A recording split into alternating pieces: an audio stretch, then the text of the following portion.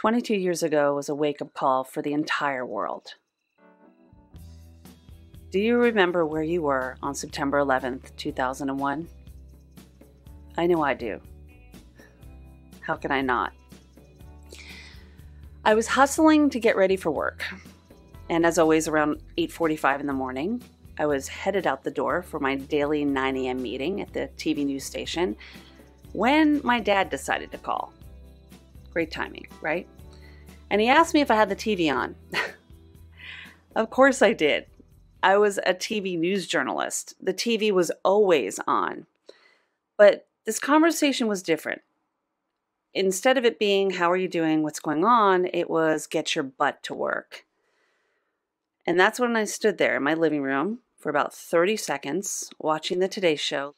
And just like that, I flew out the door. And I made it to the station in time to watch with my colleagues that second plane hit around the news feeds. What happened next was a blur. I was 29, a young anchor reporter who was also married to an Air Force officer at the time.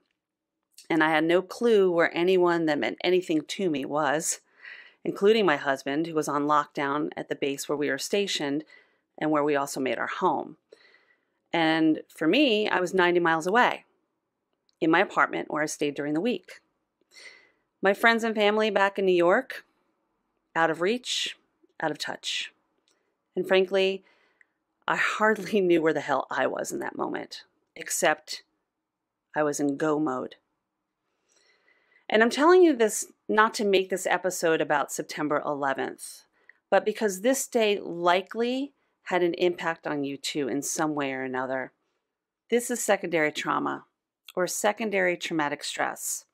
And what STS is it's referring to the natural behaviors or emotions that often result from knowing about a traumatic event or an experience and the stress that results from helping or wanting to help someone who firsthand is going through this traumatic event or is suffering from the experience themselves. And if you have any ounce of empathy in your body, which I know you do because you listen to the HIListically Speaking podcast, you know this day, as well as many others, have impacted you deeply. And you've likely experienced secondary traumatic stress just from witnessing the devastation that occurs around the world every day.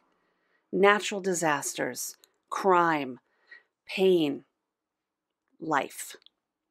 Think about it. Every time you are swiping through those news feeds or you turn on the TV, we have a saying in the news business, if it bleeds, it leads. And the more dramatic and traumatic the news events are, the higher it is in the news block, right? In the story of that half-hour news show, activating you and your emotions. Movies do that too, don't they? In the media, really any form of media. They hit a pain point, as they say. And frankly, I imagine I'm doing that right now. But the difference here is that I want to offer you solutions, possibilities that I wish I had on that day as a young journalist when I was sitting on that set or in the field and I didn't have a clue how to support my own emotional well-being. Tools that I have now as someone who is still a health journalist and a trauma-informed holistic practitioner. I had limited resources back then to support my own healing. And I did what I had to do, right? As many of you did as well. And I imagine that made things difficult, not knowing where to go and what to do. Because it's not just about what we're seeing in the world, right? It's about what we witness just in our own personal lives. It's the stories that your loved ones share with you, that they tell you in confidence and they impact you. It's your friends and your family that open up to tell you something heavy and painful that they're going through. And it might have some kind of effect on you that is greater than you ever imagined. It's the struggle of your child's upsets, your child's pains that you feel because you feel. And for that reason, the chances are you've been impacted by secondary traumatic stress.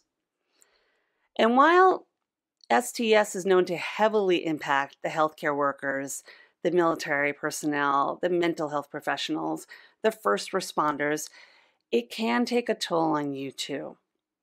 From the forgotten first responders, the journalists that are all around the world, to the first graders who are learning about history around the world right now as we speak in classrooms everywhere. We are all at risk of STS. The trouble is we're also bombarded with keywords and hashtags that make information overload a real problem. Buzzwords like burnout and overwhelm on social media every day. They make it difficult to decipher the real problem and the root cause. Burnout is not secondary traumatic stress. And knowing the difference could be a game changer when it comes to your emotional well-being. Burnout is a workplace syndrome that is characterized by high emotional exhaustion, irritability, a low sense of personal accomplishment from work.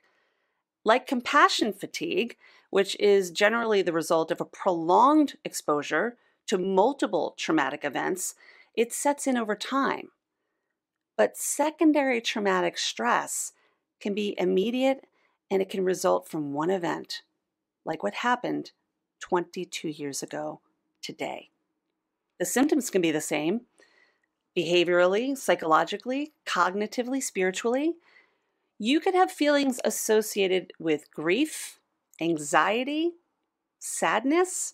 Perhaps you've had mood swings or even find yourself easily distracted.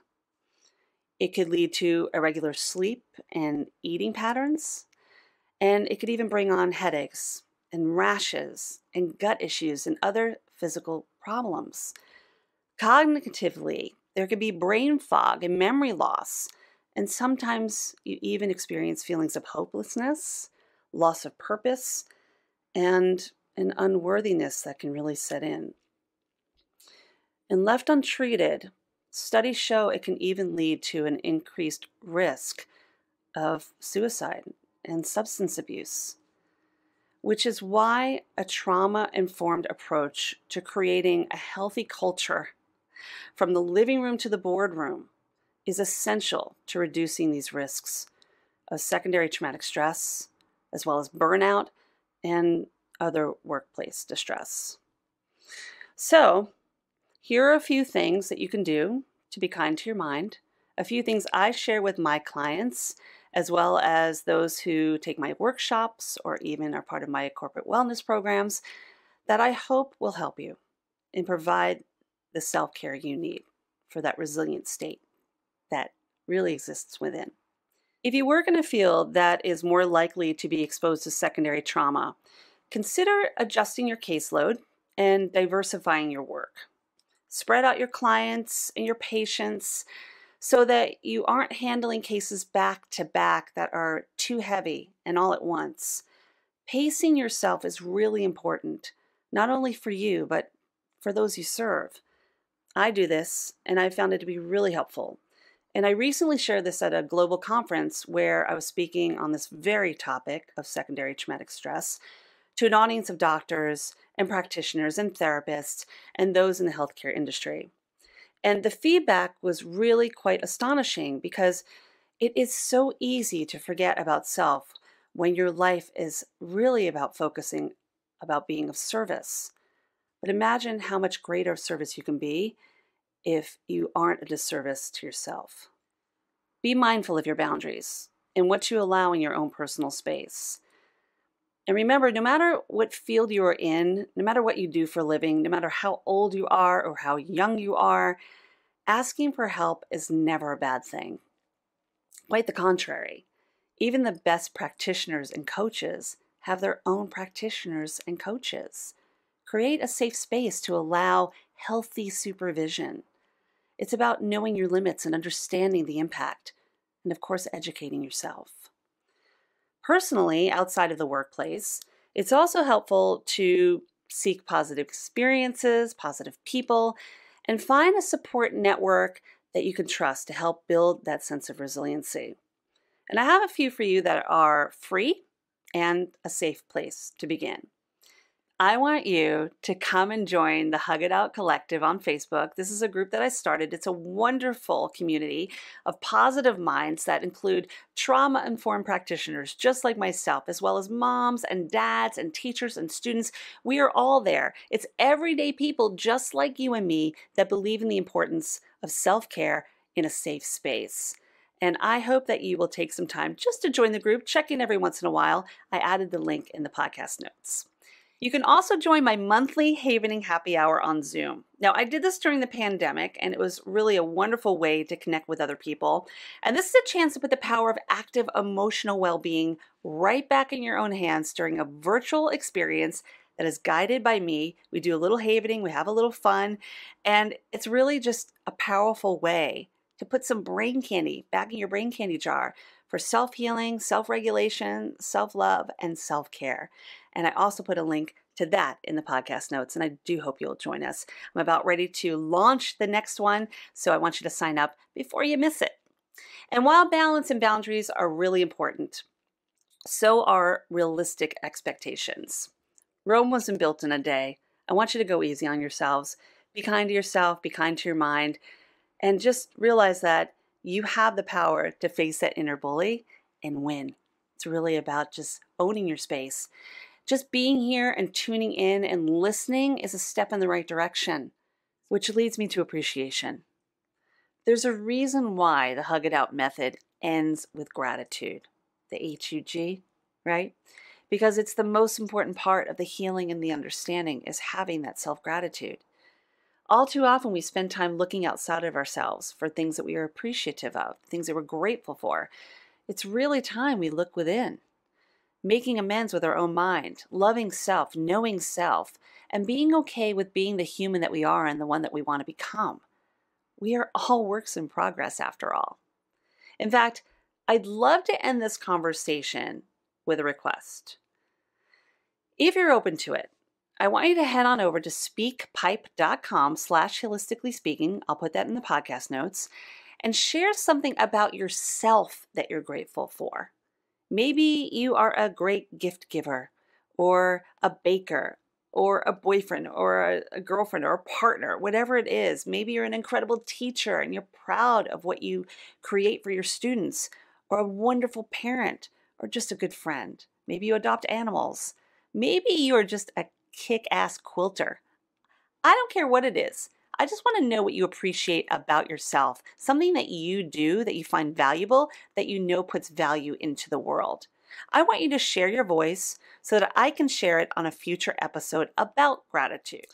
If this podcast episode resonates with you, consider passing it along, sharing it with somebody that might find it valuable too. And don't forget to subscribe to HIListically Speaking wherever your earbuds take you so that you never miss an episode. And finally, if you're interested in having me share how to hug it out, if you'd like for me to speak at your next event or create a wellness workshop for your company or your corporation around secondary traumatic stress and ways to be kind to your mind, drop me a line at Hilary@HilaryRusso.com. I shared that link in the notes as well. I would love to hear from you and support those that you support. Remember this, my friend. Secondary trauma may impact you, but it doesn't own you. You have the tools and the resources necessary to make the change. I know this because I've been there and I've done it myself, and I'm here to support you as well. On that note, a reminder that I appreciate you, I love you, and I'll see you next week. Be well. I know